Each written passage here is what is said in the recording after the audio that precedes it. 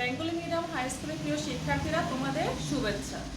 আজ আমি নবম এবং দশম শ্রেণীর ইংলিশ সেকেন্ড পেপার বিষয়টি নিয়ে তোমাদের সাথে ক্লাস করব।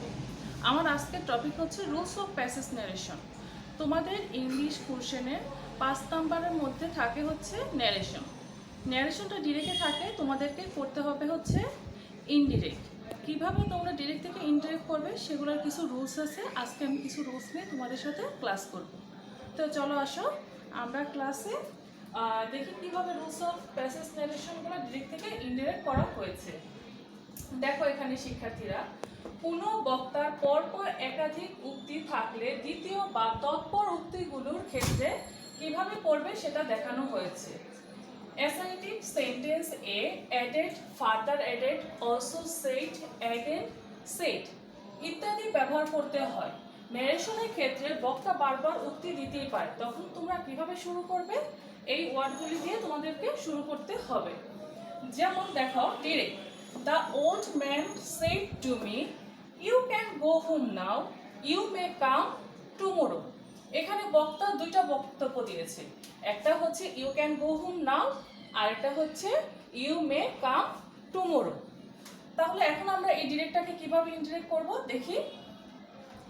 এখানে এটা হচ্ছে ভার্ব, আমরা জানি সবসময় ভার্বটা আমরা আগে নিয়ে আসবো।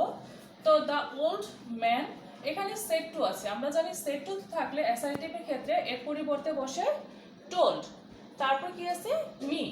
অ্যাসার্টিভ সেন্টেন্সের ক্ষেত্রে ইনভার্টেড কমাটা উঠে গিয়ে তার পরিবর্তে বসে হচ্ছে দ্যাট।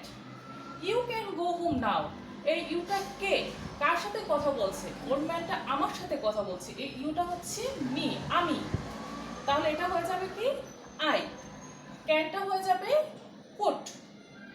তারপরে কি আছে গো হোম নাও, আমরা জানি নাও থাকলে নাও এর পরিবর্তে বসে হচ্ছে দেন।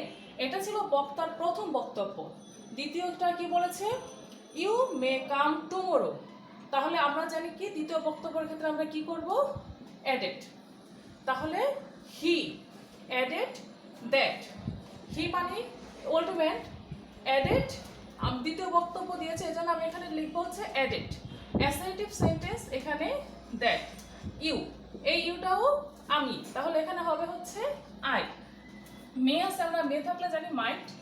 গো, তারপর আছে কি টুমোরো, টুমোরো থাকলে তার পরিবর্তে বসে হচ্ছে দ্য নেক্সট ডে। তারপরটা দেখো শিক্ষার্থীরা, ইন্টারগেটিভ সেন্টেন্স এর ক্ষেত্রে also asked, again asked, further asked ইত্যাদি ব্যবহার হয়। যেমন ডিরেক্টে the old man said to me, can you go home now, you may you come tomorrow. এটা হচ্ছে ডিরেক্ট, এটাকে আমরা কি করব? ইনডিরেক্ট করব। তাহলে আগের মতোই দ্য ওল্ড ম্যান যা ছিল তাই, এখানে সেড টুর পরিবর্তে বসবে হচ্ছে আস্কড। ইন্টারগেটিভ সেন্টেন্সে সেড টুর পরিবর্তে বসে আস্কড, আর অ্যাসার্টিভ সেন্টেন্সে সেড টুর পরিবর্তে বসে হচ্ছে টোল্ড। শিক্ষার্থীরা এটা তোমরা মনে রাখবে। মি যা ছিল তাই, ইন্টারগেটিভ সেন্টেন্স ইনভার্টেড কমা উঠে গিয়ে তার পরিবর্তে বসবে হচ্ছে ইফ। তারপরে এখানে ইন্টারগেটিভ সেন্টেন্স থাকলেও আমরা ইনডিরেক্ট করার সময় এটাকে অ্যাসার্টিভ সেন্টেন্সে করে ফেলবো। তাহলে এই ইউ, ইউটা সাবজেক্ট আমরা আগে নিয়ে আসবো, ইউটাকে মি, তাহলে এটা হয়ে যাবে কি আই। ক্যান আছে কুড, তারপরে গো হোম, নাও থাকলে এর পরিবর্তে বসে হচ্ছে দেন। এটা হচ্ছে ফার্স্ট বক্তব্য। সেকেন্ড বক্তব্য কি ছিল? May you come tomorrow. তাহলে আমরা কি জানি, সেকেন্ড বক্তব্যটা এখান থেকে কি শুরু করতে হবে? অলসো আস্কড, হি, ওই লোকটি ওল্ড ম্যানটি, হি অলসো আস্কড। এটা হচ্ছে ইন্টারগেটিভ সেন্টেন্স, এর জন্য ইফ। তারপর এই ইউটা, ইউটাকে আমি, আই। মে আছে, মে থাকলে হবে মাইট। তারপরে কাম আছে, কামের জন্য কি হবে এখানে? গো। টুমোরো, টুমোরো থাকলে কি হবে? The next day. এভাবে শিক্ষার্থীরা বক্তা যখন পরপর উক্তি দিবে অ্যাসার্টিভ এবং ইন্টারগেটিভের ক্ষেত্রে তোমরা এই রুলসটা ফলো করবে। তারপরে দেখো দ্বিতীয় রুলটা কি আছে?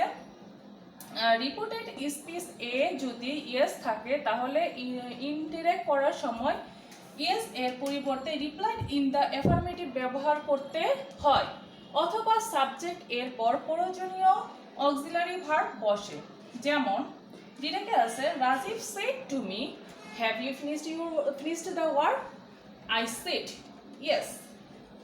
এটা হচ্ছে ডিরেক্ট, আমরা করব হচ্ছে ইনডিরেক্ট। তাহলে দেখো রাজীব যা ছিল তাই, সেটুর পরিবর্তে আমরা আস্কড লিখবো, কারণ এটা হচ্ছে ইন্টারগেটিভ সেন্টেন্স। মি যা ছিল তাই, ইনভার্টেড কমা উঠে গিয়ে বসবে ইফ। ইন্টারগেটিভ আছে সেন্টেন্সটা কি করবো আমরা? Assertive sentence. তাহলে এই ইউটাকে মি, আমি, আই, হ্যাভ আছে এটা হয়ে যাবে had. Finish the work, I had finished the work. তারপর দেখো আই সেড ইয়েস, তাহলে আমি কি এটা রিপ্লাই দিয়েছি না?